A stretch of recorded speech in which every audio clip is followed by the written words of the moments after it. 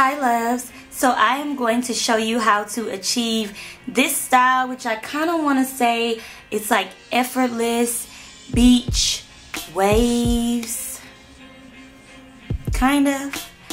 But to prep for this style was super easy. The only thing that I did was I co-washed my hair and I used this new net treatment for curly hair, and it's an intensive moisture mask. I got this in a curl box ages and ages ago, and I just now used it and it works pretty good. Now to moisturize, I went on ahead and used the Natural Me whipped shea butter, and this scent is peach, apricot oil, and olive oil. This was the one that Shamori sent me that I posted a picture of on Instagram. And then for just a little bit of shine and to seal that moisture in, I just went on ahead and grabbed my trusty old Trader Joe's coconut oil.